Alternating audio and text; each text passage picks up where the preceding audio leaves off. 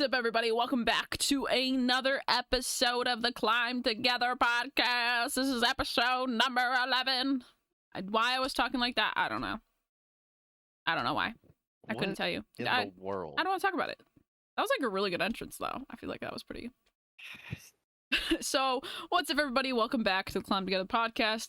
I am one of your co-hosts, TonageScorp, and I'm here with my other co-host, Deception the Rapper. Deception, say hi. I promise I will never do an intro like that. I feel like you should. I feel like you should. I think that'd be really good. But anyway, so if you guys aren't aware, this past weekend, the CDL Kickoff occurred. Some pretty exciting things there to talk about. Warzone 2 was announced, some more exciting things to talk about. And we're gonna go a little bit into like how to network in gaming, just because we haven't really talked about the we haven't really dove into a topic about like growth in a while. And this is the Climb Together podcast, so we're just trying to stay true to, you know, the meaning of the podcast. I mean, yeah, we talk about other things too, but we gotta stick to the OG reason why we started it was to climb together. A few informational episodes here and there. Yeah, we gotta give you guys a little bit of climb together information because we gotta climb the ladder of the gaming industry together. So, Deception, take us away into the CDL. Yeah, I knew from the jump that I was going to be carrying the podcast, so here we go. You're not carrying the podcast, you're carrying this section of this segment of the podcast. You're right. Okay, so wow, CDL weekend 1. My God. Oh my Lord. That was, I mean, granted the tourney was it kind of meant something, but it kind of didn't. Like that's like a debate that we don't need to have because then people get mad and pros roast each other on the timeline. But my God, that tourney produced a lot of interesting results. It did. Honestly, I mean, the granted, two like teams weren't giving everything they had. You know, Mhm. they weren't giving away secret strats or, you know, going probably like 100%. I'd say they were probably going like 90. Some of them maybe like 95, but it was still super fun to watch. Even though they weren't going full out, it was still like the two teams that made it into the finals. I don't think I would ever put them two in the finals. I think that the two teams that made it to the finals, one was the most expected team to make it to the finals for me. Toronto Ultra, I'm guessing. The other was the most unexpected. Well, the second most unexpected. The most unexpected is Paris Legion, for anyone who's wondering. I don't even need to ask Deception because I know the answer. So, since we're talking about CDL, Tamaga has a couple questions for us in the chat. If you guys are watching on YouTube, left chat is mine, right chat is Deception's. If you guys are listening, we stream this live on Twitch, so we have live chats. So we try to interact with them a little bit. If you guys want to see that or be a part of the chat, come check us out live. But anyway, Tamaga has a couple questions for us, and he says, who will be your MVP for the year? You want me to go first? Yeah. If I'm being realistic, it's probably going to be either Simp or Abizi. Yeah, probably. I would say maybe like a Shotzi could get it. Maybe a Cammy. You know, his Twitter is Cammy MVP, so. True. I would say a dark horse for MVP would be somebody like Pred if Seattle Surge go off. That'd be crazy if he got Rookie of the Year and MVP. Do you think Pred is going to get Rookie of the Year? I feel like it's going to be between him and Sib. Okay. And I think that race for the Rookie of the Year is going to be really fun. I would say right now, probably like Capsidal is probably like a third that I'd put in there. But I mean, if Seattle give it 100% and they're still as good as they were this weekend, I could see Pred and Sib having a pretty heated race for the Rookie of the Year. And honestly, like right now, I couldn't tell you which one would. I couldn't tell you which one. I mean, I would think since he has more experience playing against pros that Sib might get it, but then again, Pred's nasty, so. Mm-hmm. Well, the thing is they're both on the same team too. Kind of pretty cool. Yeah, that's the crazy part. They're both on the same team, so they've got like that, you know, that friendly rivalry. Yeah, rivalry. Sorry. So I think that'll be interesting to see because at the same time they're teammates, but they're competing for Rookie of the Year at the same time. So I mean, if it goes, I just hope it doesn't lead to them like tanking their team. So it could go one of two ways. It could be either they push each other to get better, right, which would be the healthy thing to do, or it turns sour and they start, you know, arguing and like egos get in the way. I feel like they'll push each other to get better though. Yeah. It's like I feel like I mean, this is how I would be if I was on the same team as a fellow rookie, but I feel like since the Rookie of the Year would probably go to a Surge player either way, it's like why not just push each other in like a friendly battle to go for it. Yeah. So because if you push if they're both pushing each other to get better and not dragging each other down, it's just gonna make the team better. Mm-hmm. Yeah, it really could go one of two ways. I hope it goes is the fact that they're gonna push each other to get better, because not only will they get better individually, but like Seattle Surge itself will be pretty they good. Went crazy. Because map 1 of that grand finals, Sib had 46 and Pred had 41. Like my god. I mean, and that's really cool. That's really good for Seattle though, because they've gotten a lot of bad press over the years with their rosters because they just haven't like given it their all, and it because of like stuff in the managerial position, but like to see them finally start to succeed is really good because it, you know, I like the fact that the two teams that we expected, or the 3 or 4 teams that we expected to be in the top 2, you know, like that would be like, oh, okay, that makes sense, them being in the grand finals. Like the fact that like, you know, they're like giving more competition to the year. I like that. I like that there was more competition. And I know everyone wasn't going their full out and everything, but the pros have already said it, and I can already tell the competition is going to be better than it's ever been. Yeah, and I'm really excited for that because I think I remember saying this. I don't remember if I said it on that podcast, but I've definitely mentioned it before. Like one of the things that's kind of like drawn me away from the this Call of Duty League is the fact that it hasn't been really competitive. Yep. And now that they're, you know, finally starting to get competitive again, it's like, okay, like I can get into this. Like this is something that I'd be willing to get back into and, you know, to invest time in again. Because the first season, well, the first year, I don't know. I mean, the season is within a few months of the year, so you could say a season. So a season, you know, the season, the first season of the CDL. Right, it wasn't really competitive. Like there was a couple teams that just kind of like were on the top. Like at the beginning, it was kind of competitive, but then it just kind of like fell off, and like everybody stopped trying once, you know, the top 4 teams were really, you know, figured out. And then, you know, last year towards the end of the year, you know, competitiveness kind of picked up, but it wasn't like everyone was really going for it, right? And now I think it's like probably like 90% of the league, right? 90% of the players are like, okay, like we want to be, you know, we want to be competitive this year. We want to win. And I say 90% because there's always Paris Legion. So, yep. You know, we just gotta, we say 90% out here. But yeah, we really do hate on Paris Legion here, don't we? I mean, truthfully, is it easy to not hate on Paris Legion? True, but yeah. Oh, one thing I did want to bring up though. I liked how the Breach came in. They put up a good fight. Oh, the Breach really breached themselves into the league. And I like that. I like that they came in with a bang. I mean, they didn't like win or whatever, but they did put up a good fight. Oh, and they put on a show against New York. That was a great series. Yeah, and the thing is like New York, they've been playing together for months. I don't know how long Breach has been playing together, but I mean, New York hasn't been playing together. I would say that I think Breach has played more than New York. Well, the thing is like New York had like a big break at Christmas because Hydra had to go back to France. Well, the thing is and like I think that was when Breach started scrimming. True. Well, I think this is pretty important that I don't think a lot of people overlook is like Crim and Clay they've teamed together, like they have that previous chemistry, like they won together before, right? And they're 2 veterans in the league, right? And they're with 2, you know, newer players, right? And I think them two being the goats that they are in the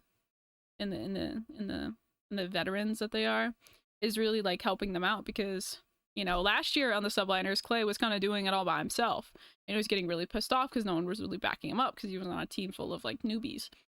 But this year he's got Krim who's sitting there and being like, hey, yeah, like he's right, or vice versa. Clay is saying, oh And yeah, Krim Krim's brings right. the experience that Clay wanted so badly. Yeah, and so it's I kind of mean, like it's Clay a nice wanted balance. experience. You can't get much more than Krim. Yeah, like it's a nice balance of like experience to new, and they're teaching these newer guys like this is how we do it. This is how it's Well, gone. and Like like this is how it's Neptune is done. really good. Yeah. I mean, and Neptune has been around esports too. It's not like he's a rookie to COD, but it's not like he had to learn a bunch of stuff probably like Hydra did. Yeah. He's been playing Halo for a bit, so I just like competition wise, this is gonna be fun. So another question from Tamaga is, who is your underdog team this year? My underdog team, I would say. I wouldn't consider them an underdog in the grand scheme of things, but compared to how the top teams are looking right now, I would say probably the Mutineers. They put on a show. They kind of smoked LAG low key.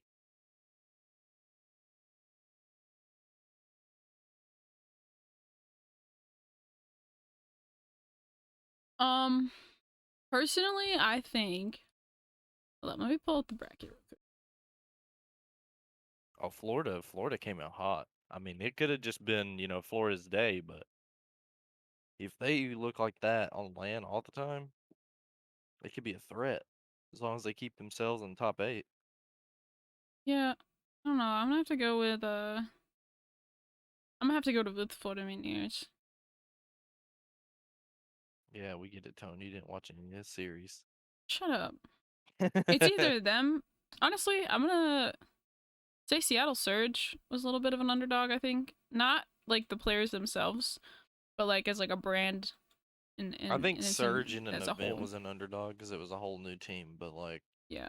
compared to like the other teams, they're definitely not an underdog. They are nasty. Well, the thing is, they are nasty, but I think as the brand themselves, they need to like a comeback. You know what I mean? Because you've got like, these Like brands. everybody said, it felt so weird seeing Seattle Surge in grand finals. It was like, Yeah. what?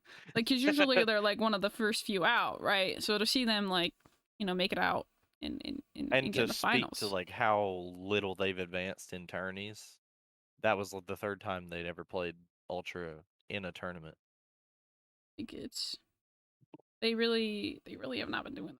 So I feel like Yep. in that event, they were like, like I understand it was a good team, but I feel like, they have had good teams before. They've had like star names on the squad, but they haven't performed. But like, What I said to you on Sunday, I was like, this Surge team is playing how everybody thought the Modern Warfare Surge team would have played. yeah, which I Because like. like when the Surge team dropped their roster in Modern Warfare, everybody looked at them. They were like, "This is like a top 3 team. Like this is like a really good team." Because Mm-hmm. they had like Slacked, Apathy, Karma, Enable, and everybody was looking at them. They were like, "This team is like actually really good," and Mm-hmm. then they weren't. Yeah, and I think that's like one of the things is like they kind of redeem themselves a little bit. I think as like a brand. So that was good to see. Yeah, I genuinely think they'll be nasty. I think they're very capable of a top 3, top 4 team if they keep playing like that. But All right, Deception. I'm gonna ask you this question. I'm not gonna answer it myself, but I'm gonna ask it to you. oh boy, What was your favorite matchup of the weekend? Like, what was your favorite match to watch? my favorite match to watch. It has to be either Breach versus Subliners or um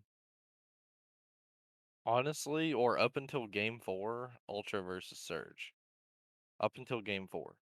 Up until game 4. Because Okay. game 4 they got absolutely smoked. Mhm. But the first 3 maps were nuts. I would also put I would also put Ultra versus Thieves in there. That was a grueler of a Ultra series. versus Thieves. That was a good series, All right. especially that hard point. Very reminiscent of Ultra versus Empire at Champs. They were all fighting for that hill, and there was like very little time, but it's like you'd think that the game was over, and then somebody would contest, and it was crazy.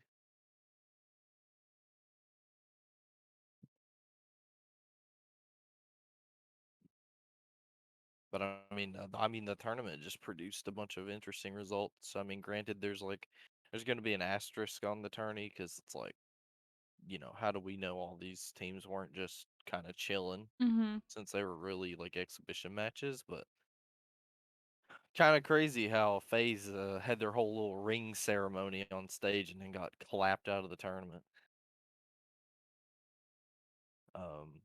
They won 80% of their controls and then they didn't even put a round on Surge. It was kind of funny. Surge didn't lose a round of control until grand finals.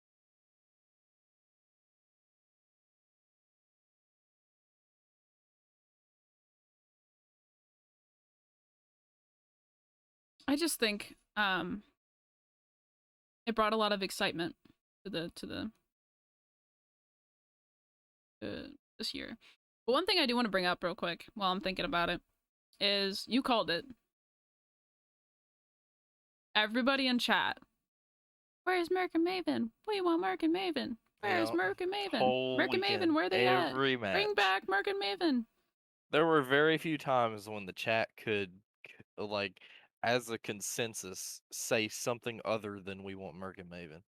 Very few times, and usually it was either "Let's go Optic" or some other like weird thing. Like when somebody, I think it was, I don't remember who got it was Clay, I think, sniped somebody and Lando said "Bing Bong" and they all clowned him for it.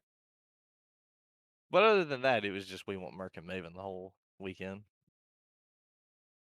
Yeah. It's just they're such legendary casters, and to not have them is no bueno. Bueno. I figured. I mean, we need them back, but I don't know.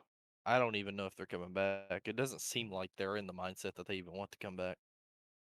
So I guess that speaks to how the COD leagues went about their contracts and stuff with people.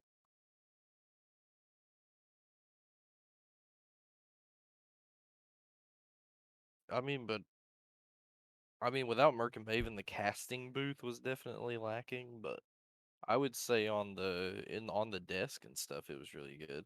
I mean, I really like the desk, but Yeah, I think it's a interesting thing to I mean, we got I Nameless like on there. I like the desk. The casting, like I said, the casting booth was lacking, obviously, but the desk actually kind of made up for it a little bit. Yeah, I like it. I mean we have pretty much a whole, entirely new casting desk minus name. Can't get. Well, Nameless is the only one left. Yeah. But I don't know if they'll like ever get rid of him, so kind of stuck with it. Yeah, he'd be mind blown if they got rid of him.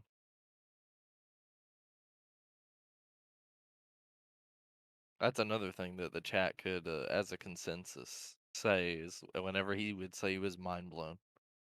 Mind blown. It'd be I mean, he mind. says that I'd like be every other mind. sentence. I'd be mind blown if you ever left the desk. Wow, I All the already time. made that joke, and you, No, I wow. say it fun. I think when I say it, it's fun. I mean, you can't help but clown on him. He says it like literally every other sentence. Yeah. I don't know, man. It's just people have their sayings, you know. Like I do the chicken butt thing, but I don't do it every other Yeah, but you sentence. don't do it literally 3 times per desk session when they bring it to him. You know, one thing I do a lot. I said do. Oh Um, wow, is I say like a lot. that's everybody does that. Every American does No, I that. say it like a. Yeah, I just said it. Wow, there you go. I say like a lot. No, everybody does that. There's No, but very few people I've ever ran into that don't say "like" all no, the yeah. time. Sometimes like I'll be like some days I'll say like every other word. Every other. I mean, that's fair. Chris makes fun of me for. That that's fair. But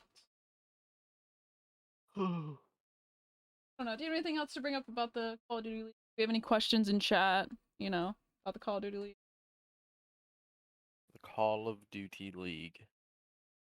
I mean, I have questions about the future, but Go for it. I mean, my main questions is what is Microsoft gonna do with it? Since Esports Engine is back, which we called, by the way. You did call that.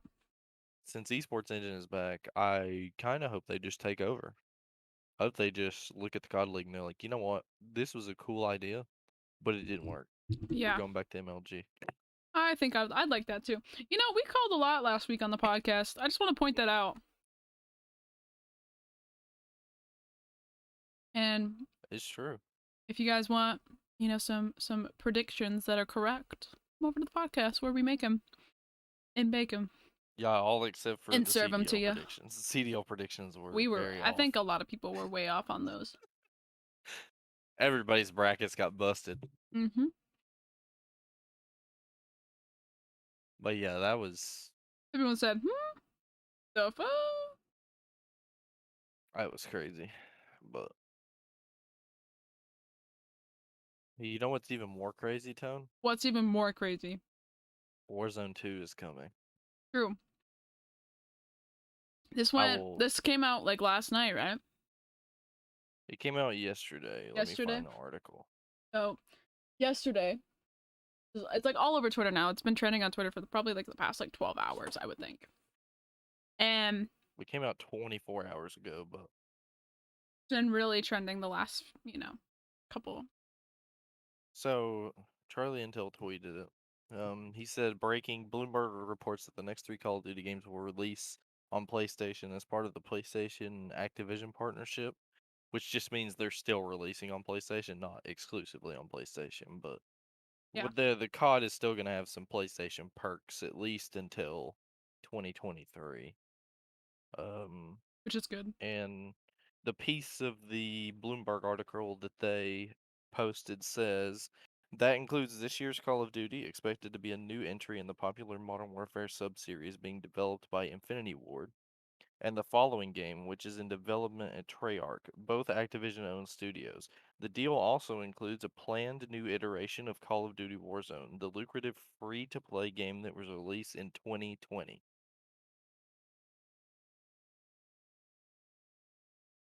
So So it's still gonna be free to play, which is great. I hope it's on its own client. Like, I literally Mm-hmm. hope that Warzone 2 drops and they're like, go download this. You don't need the old Warzone anymore. Mm-hmm. So what I've been seeing from like different, people posting on Twitter and stuff, um, is I saw JGod YouTube say when Warzone 2 drops, it sounds like every gun before it launches will be vaulted, and the only visible guns will be from the MW2 weapon pool. Honestly, I would hope so. I I think I think like if that. Warzone got a reset like that, it'd be great. Yeah, I agree because one, it's gonna be like a fresh start. Like everyone will have same guns. You won't have guns from different games where they're super overpowered. Yeah, you won't like be relying on the old guns to get you through the game, Yeah, or especially if you the don't old buy guns the to new be like a guns. meta before the new guns. Yeah.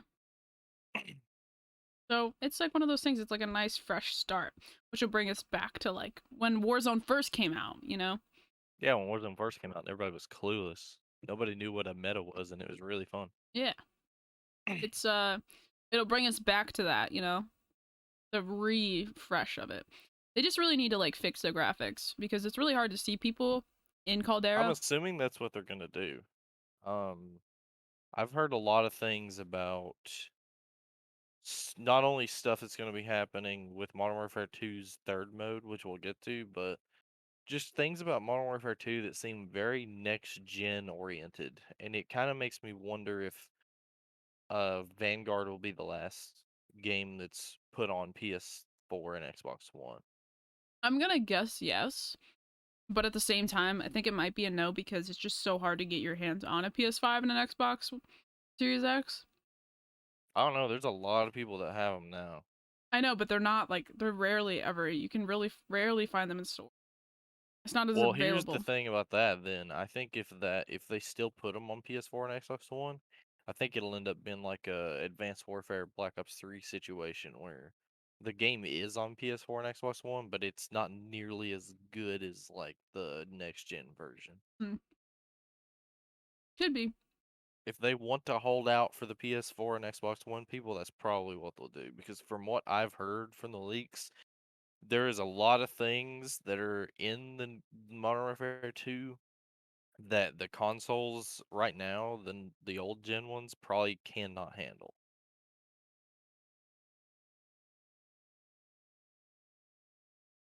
And especially like that DMZ mode sounds pretty lit, to be honest. Yeah, I think COD's best bet is to make the game as available as possible. Because right now they're trying to come back and giving themselves like a hindrance by making it only new gen consoles will hurt the amount of sales, I mean, right? And the yes. amount of people playing. So I think that's something that they have to take into consideration. Yeah, but I still think the game won't look or feel nearly as good on the old console as the new one. I don't Like, think so either. I mean, if you had to tell me what it would look like, I would imagine if they're tailoring this new game to next gen consoles slash PC, it will probably feel a lot different than Modern Warfare and Vanguard have. But the old gen version of the game will probably be very similar to like Modern Warfare. I mean, I don't know how they're gonna work with it. I'm pretty sure they're gonna use the Modern Warfare engine, but I mean, my guess is that they're probably gonna work on the engine to tailor it to next gen and PC. Mm-hmm. I mean, that would make sense. I mean, that's what they did with like Advanced Warfare and stuff, and like the Advanced Warfare on next gen and Black Ops 3 on next gen was beautiful, and Advanced Warfare and Black Ops 3 on old gen looked like it was from like 2004. Well, it's a good thing I am upgrading my PC. Yep. I mean, and that's another thing is I hope that along with better graphics and just a better running game, hopefully a more polished game, I hope that Warzone 2 comes with an FOV slider for console. Um, I mean, I'm not on console anymore, so I don't have to worry about it, but I still advocate for it because I know there are a lot of people like Tone who are still playing Warzone on console and 80 FOV. When I watch people play on 80 FOV, I want to throw up Want to throw up? because I look at it and I'm like, this is wrong. Like it looks so clunky. Like I'm out here zooming on 120 FOV and my movement just feels crisp. And I watch you literally do the same movements as me and I'm like, this looks terrible. And trust me, I know what it feels like too, because I've had the 80 FOV glitch on Vanguard, so I've had to deal with it a couple times.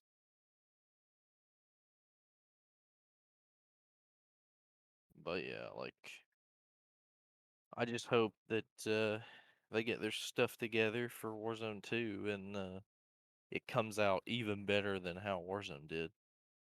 Because I mean, Warzone's launch was really good, but I mean, they still had some stuff to do with the game, but we'll see. I am excited for that DMZ mode. It's supposed to, the leaks have been saying it's like Escape from Tarkov. Mm-hmm. And if it's very similar to Escape from Tarkov in the area that it's like very punishing, but also very rewarding, like, because in Escape from Tarkov, it's like anything you find in the map while you're playing, if you win, you keep all of it. But if you lose all of it. So imagine, like, this is what I was thinking about yesterday. Imagine because you know how in Warzone they have like the blueprints on the ground that you can use, but even if you haven't bought them yet. Imagine if they did that, but like if you picked up this like $20 like uh legendary blueprint or whatever, Mm-hmm. um, and you won a game of DMZ, it's just in your inventory. You don't have to pay $20 for it. True. I would like that though. I think that'd be more. It would Well, and diminish it the pay also, to if it was win. like a sick gun that came in a bundle with like another gun, you could be like, you could justify paying for the rest of the bundle. I mean, I wouldn't do that, but like that could be like a way that they could reel people in. I mean, to me, I'd just go in the game and just get all the crazy guns I could get and try to win with them, so I could keep them. I don't know if they do something like that, but honestly, like that right there could be a real uh pull for that mode. And I've heard some rumors about there's not like a concrete like evidence of the map, but I've heard that the map is like very similar to like it's got like a lot of locations that are um nostalgic to Call of Duty and they're all kind of connected. Mm-hmm. So it would be a map that is a lot more accessible to people than like what Verdansk was when it first came out. Like I think their idea coming into DMZ is you hop into this map and you instantly know like everything about the map. You instantly recognize all the locations and all that. And apparently there's supposed to be a lot of stuff with it. Apparently the map is supposed to be random. Apparently it's like an open world, but like kind of like Minecraft where you just load into a map and it's random what you're gonna find So on is it the gonna be map. like random maps pulled from Call of Duty? Yeah, it's supposed to, apparently it's like an ever-changing random map game to game. Like I mean, I don't know if this is an accurate description, but my thought was what if it's like one game you play and you start on Scrapyard and the next game you play you start on like Favela or something like that.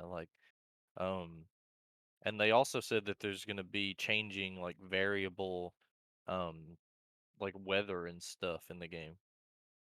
So like you could be dealing with a bunch of different situations while playing that game, and it could essentially give unlimited replayability if they do it right. That would be nice, I think, because then it would like kind of force you to play the game a little bit more, because you would have to like truly like learn, and then the hot drops would wouldn't be as hot drops, because they're not gonna be there every time. There's always going to be hot drops. Well, yeah, but they're not gonna be. It's not gonna be like. If I had to guess, I mean they could blow us out of the water as far as like our expectations, and it could be basically unlimited amounts of like combinations for like what maps you'll be on. But if I had to guess, they would probably put like maybe like 10 or 12 different combinations. So eventually people would figure out, oh, we're on this combination, so this is where the hot drop is. I mean, but like I said, they could blow our expectations out of the water. True, it's kind of like a 50-50. I mean, it's so early that we don't really know. I don't know. It's so early in the development. Like we haven't even seen, literally all we know is like based off of game files. Mm-hmm. Like we haven't seen gameplay of the game yet. It's obviously too early. Um, we haven't seen like super detailed stuff. A lot of it's just like hearsay almost.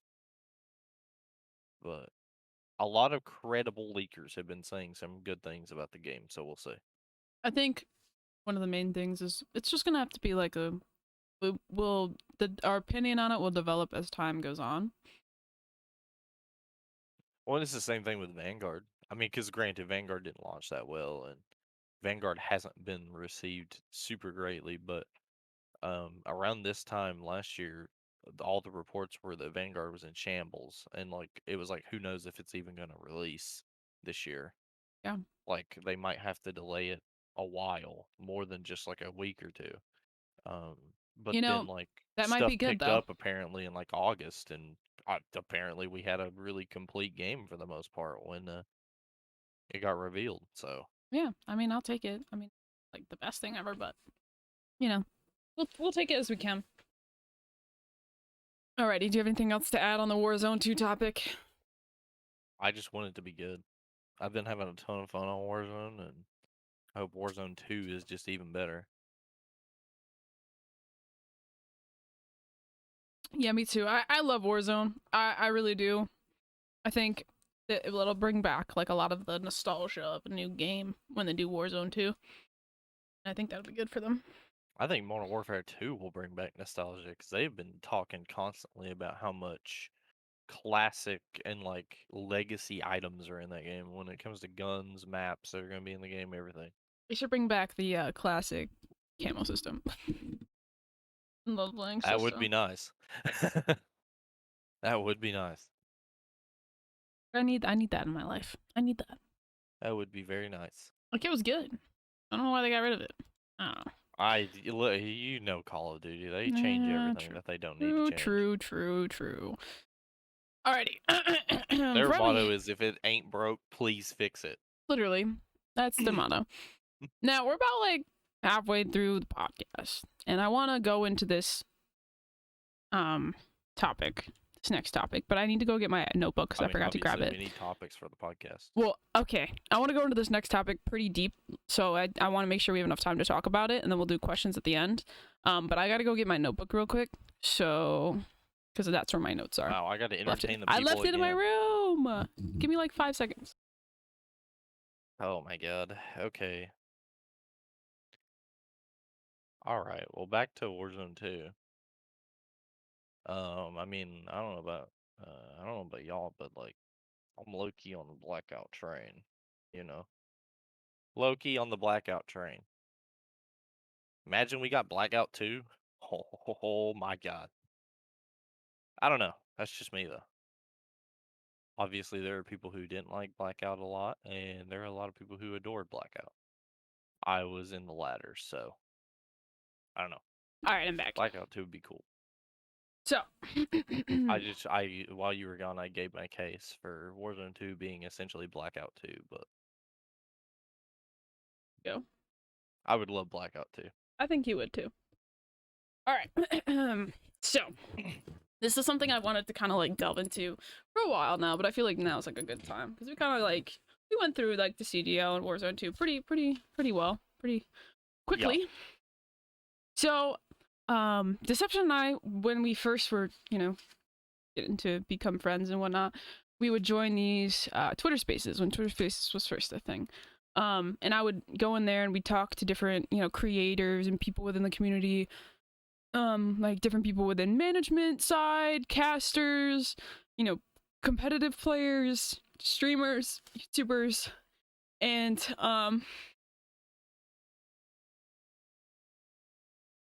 but like one time, so I would Deception would never ask questions, right? But I would. I'm a question asker. When I have a question, I like to ask. Wow. So these calls would be at like 2 a.m. right? I'd be half asleep, laying in my couch with my earbuds in, with my phone, and just listening. So I would take notes a lot, and I would really try to like,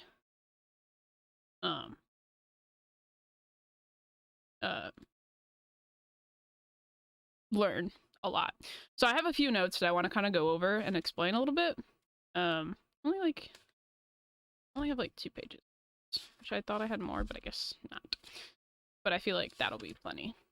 It's hard to find a time when Tone's actually concentrating on something, so this is going to be good. I know. Okay.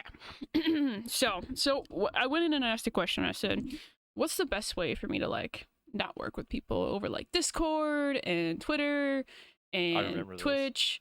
And so I wrote down the notes of what they told me. So with Twitch, one thing is, I'm just gonna go right into it. You gotta go out and find new people. You can't stick with the people that you already know because you already know them. You know the community already. You're not gonna reach anybody new. Maybe a couple people here or there. You want to go into those random streams of those streamers that are small. I kind of like how I did the other day. I rated this streamer. She had like 5 years at the time. But like a really cool community. Sat in a chat for a while, played a couple games with her, and then I rated her, and then Deception rated her, and it was just a good time. She popped me a follow back on Twitch. I joined her in Z League tourneys. I joined her Discord. Like I got to know her a little bit. She got to know me a little bit. Like we had a good conversation. So like we added each other, played a couple games, had a good time, type deal. So we interacted. I followed, and interacted, right? You got to be a chatter. You can't just be like, follow me, please, give me your attention. You got to be like, hey, let's be friends. Like, I'll participate in your chat. And like, usually if you raid, they know that you're a streamer if you raid them. Yeah. Right? It's part of that.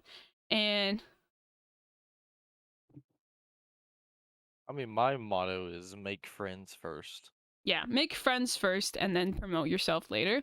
Because if you make friends, right, especially if you're in the right, if you're in certain channels, like people will ask, if you stream, they'll be like, hey, like, are you a streamer? Are you just a gamer? Like, you're on Twitch? Like, do you stream sometimes? And that's when, if they ask you those questions, you can be like, yeah. Or like, what are you up to? When they ask, what are you up to? Don't say, oh, I'm working on a video to post on YouTube. I could be like, hey, I'm editing a video. And then that's when they're like, it's not self-promotion, right? You don't want to be that one guy that's like, all attention on me, follow me. You want to be the guy or the girl or the non-binary person that's like, I'm just telling you what I'm doing, but I'm not promoting myself at the same time. Because if they truly are like people that have like a supportive community, like that'll reflect in the questions that they ask. They'll be like, hey, like, is it your video? Are you editing for someone else? Is it just for fun? And they'll ask those questions. And that's when you give them the honest answer of like, oh, it's my video. Or, oh, no, I just edit for other people. Or I just do it for fun. And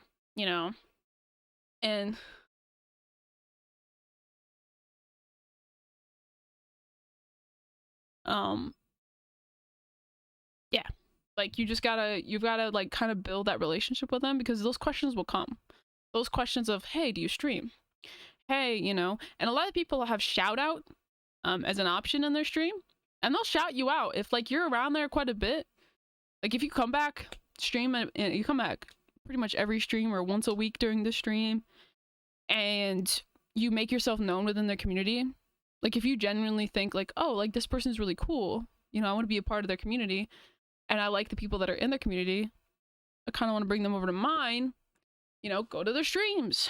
Yep. Find them on other socials too, because if they see your name, yeah, like if they see your name, like find them on Instagram, like their pictures, comment, be like if they post like a selfie, be like, oh my god, you look so good. Oh my god, I love your shirt. Your hair looks so cool. Your dog's the cutest thing in the world. Like stuff like that. Like you gotta put your name out there for people to know who you are, right? Yep. And then that's kind of like, it's one of those things like interacting on those different platforms is where you're gonna get people to be like, oh, I recognize you, you're cool. And like when they're playing with viewers and you'd be like, hey, can I play? They'll be like, yeah, come on, come join. And like you get to talk with them, but don't be like, oh yeah, I just finished streaming, oh my god, You I gotta have to go edit become videos. one of the genuine homies. You gotta become one of the homies before, because people like to promote their homies, especially at this level. Like a lot of people do have the climb together mindset where like you support the homies. Yep. So if you become one of the homies, like genuinely, like you're not just in it for the followage, like you're like, hey, like I genuinely like this person, let me be homies with you, the followers will come. There are certain streams that I go into, friends of mine, and I raid them, I'll get 2 or 3 follows off of it just because they're homies, Yep. and they they know me, they know what I stand for, and the one of the fun things is rating people who don't have a lot of viewers. mm-hmm. Because like there's been a couple times that I've like rated, like I'll play a game and then I'll look at somebody that's also streaming the game and I'll try to find somebody that has like 1 viewer Mm-hmm. and then rate them. And they get hit with a raid of even like 3 or 4 and they're like, oh my god. Yeah, they get hit with a raid period, and they're like, oh my god, I got raided, like, because it's one of those things when you first start out and you don't have a lot of viewers, you don't get raided as much, Yep. And another thing about raids that I don't think a lot of people understand is like, don't always raid the same person, right? Like I raid Deception a lot, but that's just because like, he's Deception, he's the homie, he's the our duo. stuff just coincides all the time. Yeah, so like it's like, it's like, okay, I'm done with the podcast, but I'm still gonna be playing with Deception. I just don't feel like being on camera, so I'm gonna raid out to Deception. Right? Yeah, everybody can just come over here and watch me while vicariously watching you. Yeah. They're probably gonna be watching you a lot realistically because I'll get shot in the back. But yeah, I mean, that's my thing too. Like, I try to not raid the same person more. Like, I try to like raid try to raid somebody different each day, Mm-hmm. or at least try to not raid somebody super often. Like, if I raided somebody like 3 times a week, everybody would be expected. They'd be like, "Oh, he's raiding this person again." Mm-hmm. But like, I go in like when I would do like Black Ops 3 custom zombies, like in the off season of Cold War, I would just look for somebody that had like one viewer, and like I would rate them, and then it was fantastic. We'd have a good time talking after stream, and I'd watch them. But I mean, the whole thing about being homies with people is definitely part of it Mm-hmm. because um it's like the whole thing with me and Tone is like I just started talking to her because Taylor rated her while she was playing Outbreak, Mm-hmm. and we started talking more, not only like when I was in her chat, but privately, and like she kind of learned that I really wanted to stream, so it was like it wasn't like, oh, he literally just came in from Taylor's stream so he could like get supporters for his stream. It was like, oh, he genuinely wants to do this, Yeah. and he wants some my help. Speaking of homies, Kaz is in the chat. What's up, Yeah, Kaz? Kaz is in here. Kaz is one of the people that I've met through like other communities and being in other communities. I met him through Kichi's chat. And you know, we just I met kind of, Kaz through your chat, I think. yeah. So it's like one of those things, like you meet people and they become supporters of you and you support them, and it's not a support for support thing. It's just you I just met Kichi genuinely through you too. like, it's just you genuinely support these people because you like their content, they like your content, you just like each other's Yep. people. And that's kind of like the thing that you want to build with certain people, is like you just want to make sure you know, you're not trying to be fake, because you know, a lot of people can, you know, when you're fake, a lot of people can kind of like feel that out, and they're like, you know, like I can tell that you're in this for the followers or for the clout. Yep. But like when you generally make those connections with people, you know, like Kaz said it, like there are a lot of people out there who don't network correctly, and they say, you know, like they don't network correctly. They go for, you know, be like, oh, I do this, do this, do this. No, be like, what? Like people love talking about themselves. So go into someone's stream and ask them questions. Be like, hey, I want to get to know you. Like, don't say that because that's kind of weird. But be like, so when did you start streaming? that's an in private thing. Yeah, like don't do that. That's weird for hey, I want to get to know you. What's up? No, you gotta be like, hey, like when did you start streaming? Like, you know, what's your favorite game? How'd you start? That's what I did with Taylor. That's what I did with you and Taylor. I learned about y'all real quick because of that.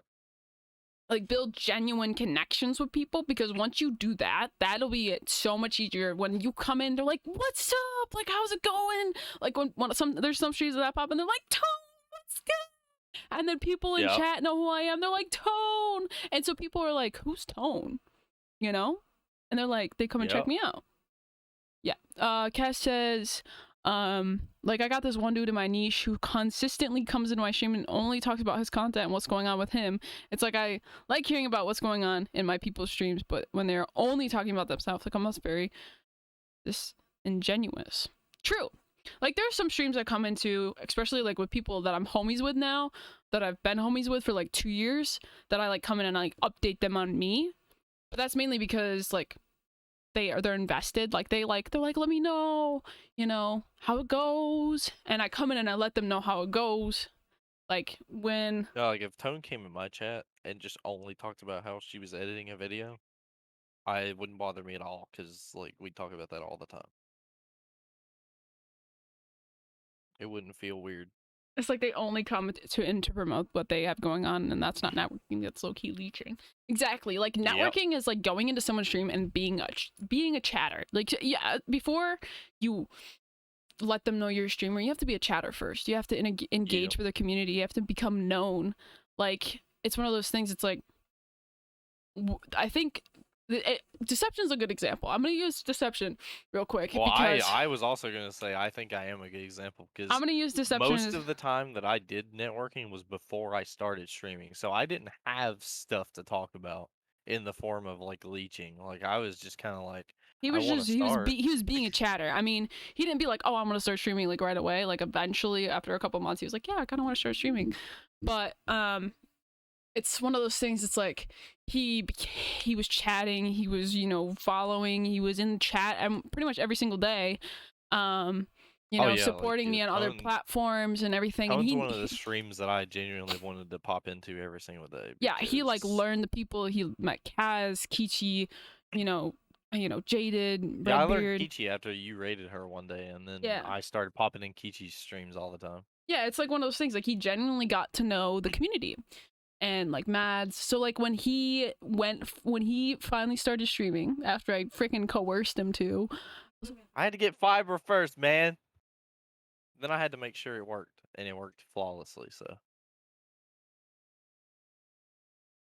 it's one of those things. It's like, shit, I lost my third thought. My mom came to talk to me. Wow. So when Deception started streaming, right? It was one of those things. About how you coerced me into streaming. Oh yeah, I coerced him into streaming. I'm like, dude, stream. Like, come on. Like, it's your time. Just do it. You got to start. Right? And that's the thing, like he had our genuine support because we wanted to see him succeed, right? And I genuinely wanted to start too. Like there were some things I needed to have before I started. Yeah, because your internet was low-key kind of doo-doo. My internet was terrible. It was awful. And when I got the fiber, I was like, okay, now I can stream. Let's go. Yeah, well the thing is like, when he did, he got it quickly. Like he got it so quick. And that's the thing though, is because he had those people that are streamers that have a community that like, yes, let's Deception, let's get him affiliate, let's affiliate push. There's people I didn't even know that were coming in like once when I was getting to like, because that one stream, the one stream, it was like I think we were like a weekend, but the one stream I was playing League Play and like I couldn't even focus because there were so many people coming into my chat. Like I think you were like averaging like 6 to 10 viewers. Well, in that one stream that I'm talking about, I think I had got like 17 followers. Like I was stuck at like 36 or something like that for like 2 days. Okay. And then I do this one League Play stream, and it's like everybody just comes flooding in my stream. I can't even focus trying to play League Play because I'm just getting follow after follow after follow, and people are chatting saying they're promoting my stuff on their Twitter and their Facebook. And I'm like, what is happening right now? Yeah, it's because like people are like, yo, like this guy's, like that's one thing that I think a lot of people love about. That's one thing that I think I really like about the Twitch community, especially like the small streamers, is the affiliate push. Aspect of it, especially when it's someone that's been in the community and that's just starting out. Well, I know how hard it is, so anytime I see one of my homies on Twitter talk about how somebody needs to get affiliate, I'm in there. Yeah, like it's one of those things. It's like I'm literally in there, dude. Everybody understands it. Like the affiliate push is one of the a pretty hard grind, especially when you don't have like a community to like back you up. Like for me personally, if you start with nothing, it could be months. Well, the thing is like I started streaming like July of 2018, I think. That was when July of 2018 was like my first stream, right? And God, that was a long time ago. I know. And then I kind of 4 years. Yeah, I know. It's been 4 years since I've actually like turned stream first, but I didn't really start taking it seriously until I met Pervy. But no, but like I joined this organization. I would stream like once every other week. I would take a couple months off to just not stream. Like I would just do it whenever I wanted to, right? It wasn't like a consistent thing. But eventually, like I would still meet people. Like I would go to Twitter and I'd be like, hey, or I'd go on like Instagram and follow about people. It's just one of those things. It's like, yeah, But then I met Pervy and I'm like, listen, if you want to get affiliate, I can help you. I'm like, yo, for real? And I was just like, okay. And so I turned on the stream. I started streaming seriously. I got affiliate. I joined Raw. Like it was just one thing after another. And it was all because like I got to know the guy. Like I was Yep. I was like, this is one thing. He's just like, listen, he's like, the reason he told me this to my face. I'm gonna quote him real quick, or like kind of quote him, paraphrase what he said. He said, I saw you liking all my Twitter post, like I saw you liking all my Instagram posts. I'm like, who is this? Who's Tonage? Like who's liking all my Twitter? Like who's liking all my Instagram posts? So he checked me out, right? So I was liking all his, like, cause I used to do this thing where I'd follow a bunch of random people and I would just like all their shit. Just to I get mean, my name out there. whatever works. I mean, it worked. I mean, it worked a little bit. I mean, hey, if you start doing that with a little bit less random people and people you actually know, it would really work. Yeah, if I actually like, chose like 5 people and like just kind of got to know them and their content, but look at like me and Wyatt. I mean, I met Wyatt because I was playing AW on PC with Taylor, and he was playing. He just happened to join our game. And then he said that he went on Twitch to see if anybody was streaming the game, and me and Taylor were the first 2 streams that popped up in his recommended. Ooh. I mean, so it works. But yeah, it does. Like you have to do it a certain way. The thing about me and Tone is like my version of pervy. Because basically the same exact thing happened with me and Tone that happened with Tone and Pervy. Dude, that actually means a lot.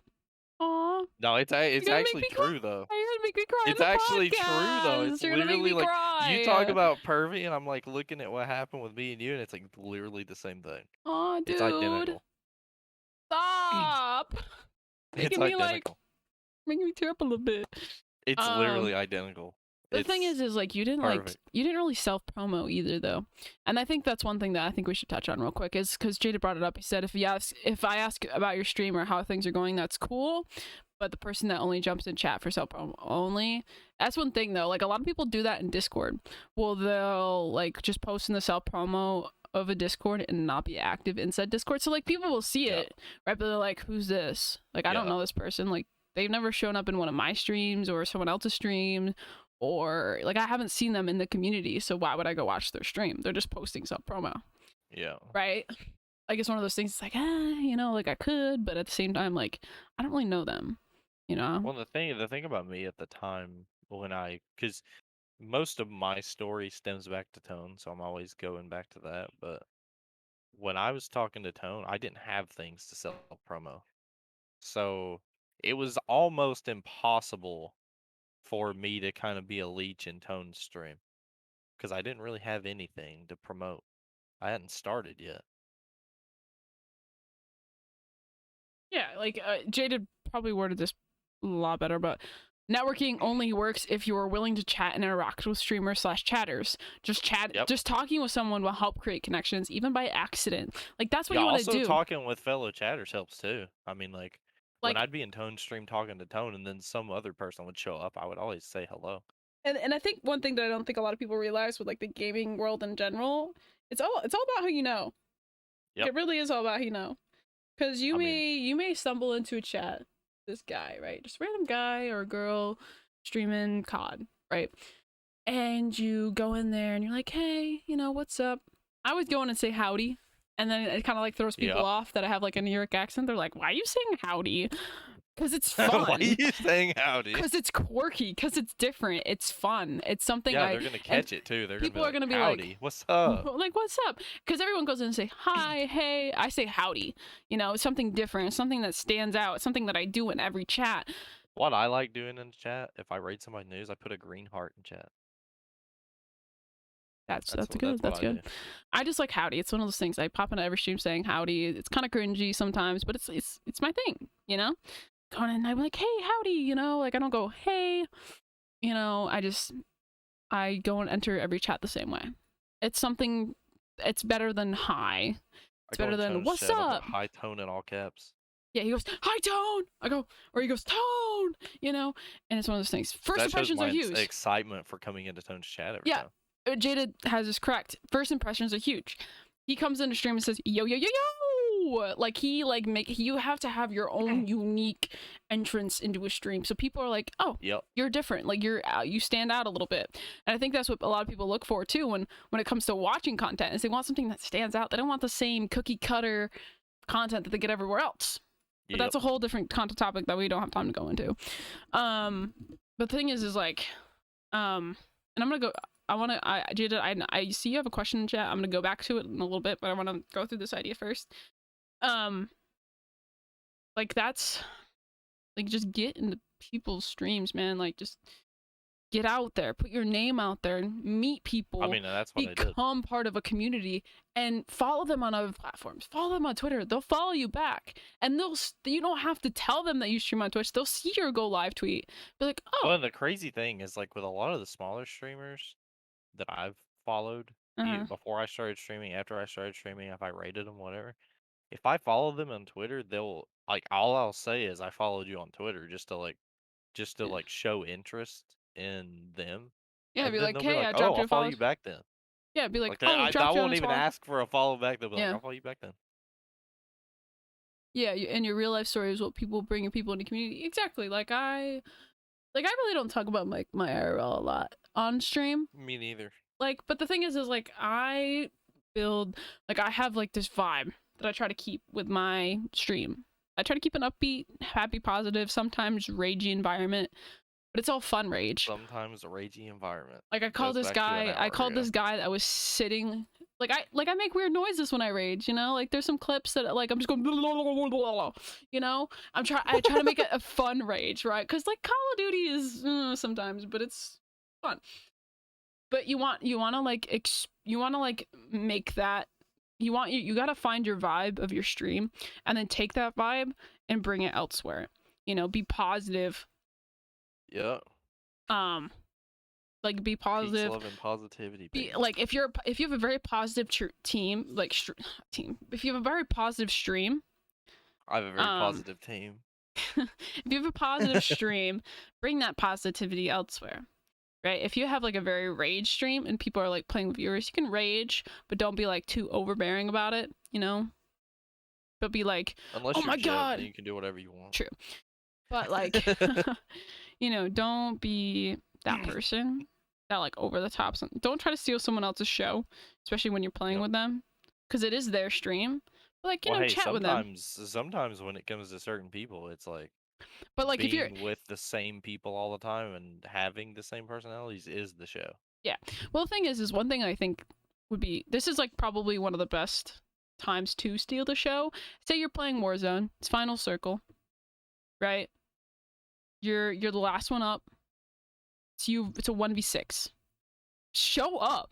Steal the fucking show. If they're spectating you, steal the show. Be like, and then people will be like, "Oh my god, you're so cracked! Like that was insane." See, I didn't even mean to do that, but I low-key did that when I was in Doc's stream. Yeah. I would play with him and Hulk, and like I wasn't streaming, but they were, and they would like spectate me, and they would all be like, "Dude, your movement is like insane." Like if you're being spectated, then you're putting on content for their stream. So show up. That's like be really good or just hilariously horrible. Exactly. I think that I have a clip of I mean, I'll show you, Tone, but I have a clip not too long ago, like a few days ago, from Doc's stream where they were all dead, and I was in like again like a 1v3 situation. They already had one guy dead on the squad, but I had to fight the rest of them off. And Doc watched like 90% of the gunfights that I was in, and he was like blown away when I killed them all. Like that's like a self-promotion thing without actually self-promoting. You're just doing your thing and people are watching it. It's not like you're like shoving it in their face. It's already in their face. So you might as well take advantage of it. And I feel like we could do like a whole like podcast on networking. I feel like we should. Because there is a lot to it, and I think a lot of people don't take full advantage of what networking can bring. Not only it can bring friendships, some long-lasting ones, especially when you do it right and you just do it because you're like, hey, this person's cool. You know, I wanna get to know them. I like their community. You know, as long as you have that mindset going into it, the followers will come. The support from other communities will come. Right? Like I look at there's like a setting in Twitch, right, where it shows you your commonalities with other Twitch streamers and like how much of your community that you share with them. It's actually a really cool feature. And my top one is Kichi, and Kichi's like a big sister to me. Like we're at the point where like we're family. Like it's not a blood family, but we're family. And the fact that like I'm just in her streams. I'm a mod in her chat. Like I genuinely enjoy being in her stream and I supporting her, and that rest just kind of happened. That's what happens when you build genuine friendships and genuine things with people. They want to support you. They want to be there for you. Unless they're a crappy human being, then well, ditch them, because then if they really are a crappy human being and they don't support the people that support them, it's kind I of. think me and you might have the most commonality in my stream, at least. Pretty sure. What do you mean? Because you know how you said the person you having the most common is Kichi? It's probably you for me. Yeah. Makes sense. I have a lot of people in common with you. Like, there's a lot of people that's come over from your stream into mine, my stream into yours. It's just kind of how it works sometimes. Climb together, baby. Hell yeah. But, it's the people that believe in the climb together, vision that will help you out. Like, it's not, don't go into it expecting anything, because that's when, usually if you go in not expecting anything, you can't be disappointed. And that's when you join. Like, when you don't expect anything from that person, that's when you make genuine friendships. And sometimes it really does pay off. Exactly. Like, Tuesday, see you next Tuesday. I went in there, and I'm just a chatter. She asked if I stream. She asked if I stream. I said, yeah. Told her about it. She's homies with Kichi. So, genuinely, like, naturally, I played with her. She liked my vibe. So one time I was doing a 24-hour stream. It was probably like a year and a half ago. I was doing a 24-hour stream for my final day for the phase 5. And she rated me, and I peaked at 92 viewers. I had like 3, and she rated me, and I peaked at 92. Just because of the fact that we're friends. Yep. And that's like when Taylor played with Exact in that Cracked Creator tourney last year. Oh yeah, same thing with Taylor. She was peaking, I think, at like 50 or 60. I was in her stream the whole time. I think she was peaking at 50 or 60, maybe 70 when they were playing. But because they played really well and he enjoyed her vibe and stuff, he rated her, and she had like 600. Yeah. Like, it's just one of the things. It's like, if people like your vibe and and they're looking for someone to raid, and you stream when they don't stream, or like right after if you like your streams like overlap in some sort of way, and they end stream and you're streaming, they'll raid you. It may not be right away, but eventually they'll be like, hey, I'm looking for someone to raid. So and so's on. Oh, I'd love to. People, when they raid, they want to bring their community to someone that they know their community will like, or that will like take care of their community, right? And not someone just be like, oh, thanks for the raid, and then just blow it off. Be like, yo, what's up? Thanks for the raid. What's up? This so and so. Thanks for the follow. What's good? How was the stream? What game did you play? Yo, mods, let's get a shout out for so and so. Like, or do it themselves. Like, you gotta bring the energy that people want to see, and that's the energy people want to see. People want to like feel like they made your day. Like, people like feeling good about themselves. That's something that it's a people thing. That's like science. People want to see. That's just human nature. People want to see, the fact that they're making people smile. Like, that's a good feeling. If you give people good feelings, they'll come back. You should be grateful for every single viewer. That Jaded right there is so true. You should have the same reaction to a 200 raid from a 3rd-person raid, because they're trusting you with their community, and that's something that they worked hard to build, they worked hard to maintain, and you should be grateful for every single one. Yeah, maybe something that I learned that I try to maintain now. What? I heard this from the biggest streamer in the world, Tim the Tap Man. Oh, Timmy. So, if it worked for him. Okay. So he talked about, somebody asked him about, like, what are some, like, what is one good tip that you could give to, like, somebody who's like a smaller streamer. And this is the scenario that he gave because it happened to him. And he said, you know, his channel gained a ton of traction from Black Ops 2. And you know, he was probably one of the top streamers on Black Ops 2 because his channel gained a ton of traction because people enjoyed him and they enjoyed Black Ops 2. But he said that he was genuinely excited for Ghosts, but when Ghosts came out, he did a stream and like nobody showed up compared to what viewers he had been pulling. Like he said he had been pulling like 500 or 600, and when he did that Ghost stream, like 20 people showed up.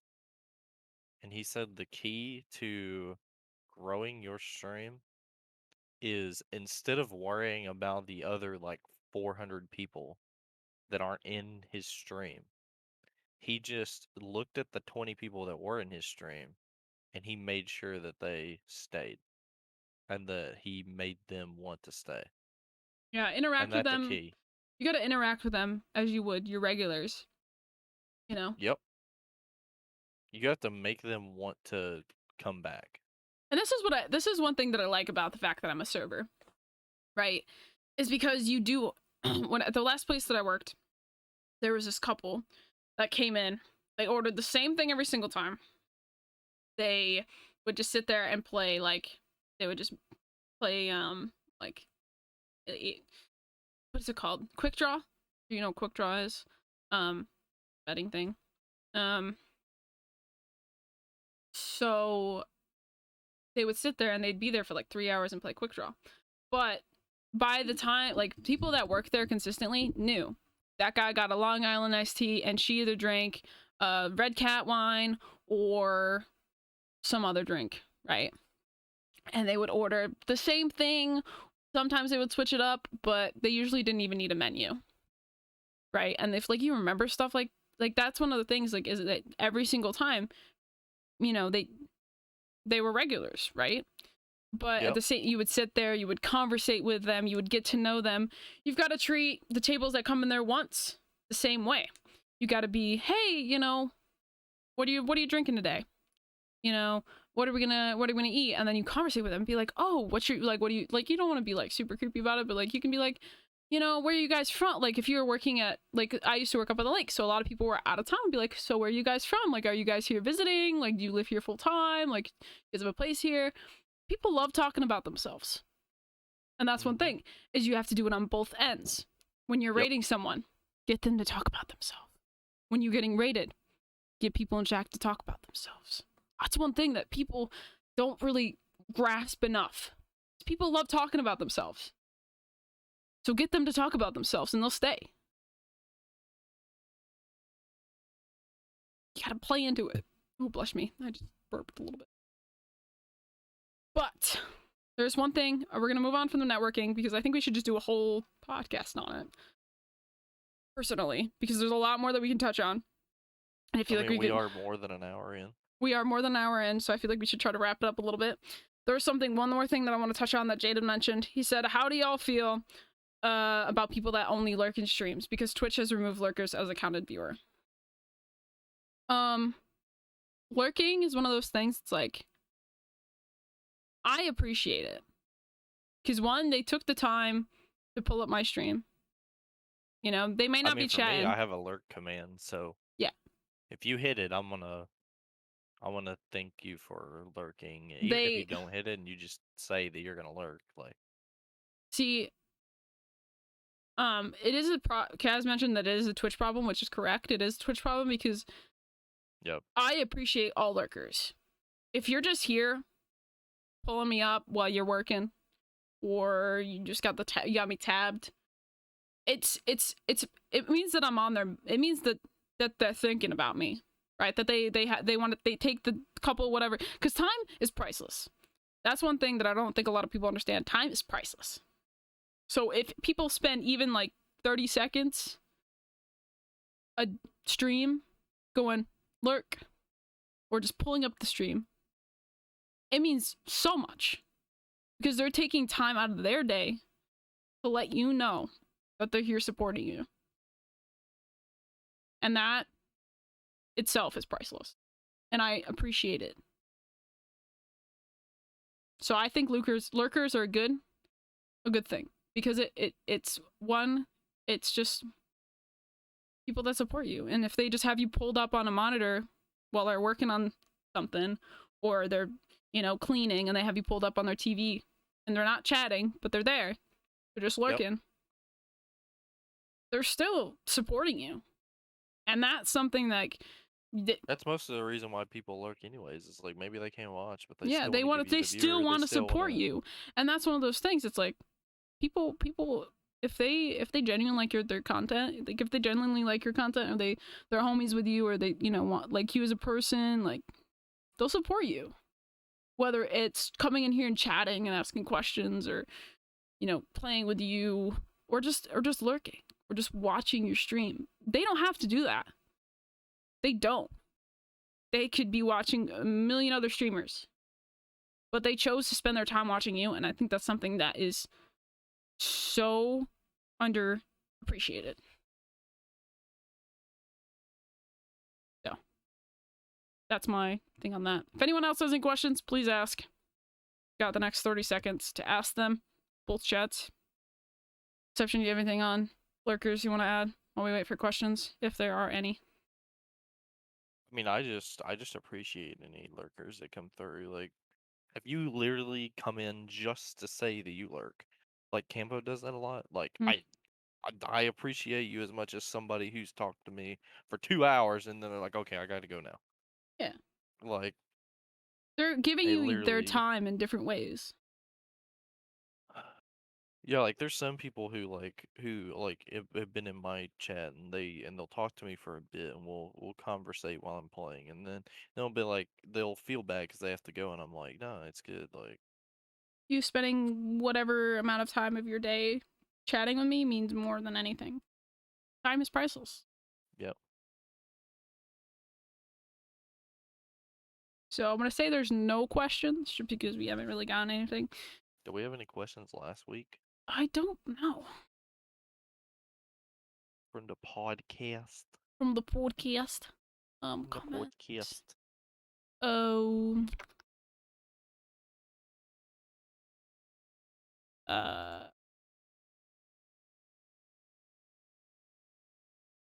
We already answered the one about what are your hopes for future CODs moving towards 2-year life cycles, right? From Mr. Brenner. That was last week, yeah. Yeah. I was just wondering if anybody posted questions from last week's podcast, because last time I looked, they did not. Nope. It's so so thank you guys so much for tuning into this episode of the podcast. We will be doing another podcast episode where we go more into networking. We obviously had a couple other things to talk about today. But yeah, so thank you guys so much for watching. One thing that happened over this past week that you guys may not be aware of is the Climb Together podcast is on every platform that you get your podcast. So go, you don't have to just listen to it here on Twitch or on YouTube. Prefacing with that. So you guys can go listen on Spotify, Google Podcasts, Apple Podcasts. We really do. I forgot about it, but we'll do it next. We'll do it next time. It was kind of like we were like a minute. I mean, it is like, a new announcement. I mean, yeah. We literally just did it, and by the 30th, every we should be caught up on episodes. We've been doing one a day, 3 p.m. EST every single day. So if you guys want to go listen to that, we would appreciate it. Download it. We're just trying to get ourselves out there a little bit more. This is a really big step for Deception and I. We are on these platforms. We're on, Google, Apple, and Spotify. It's pretty cool.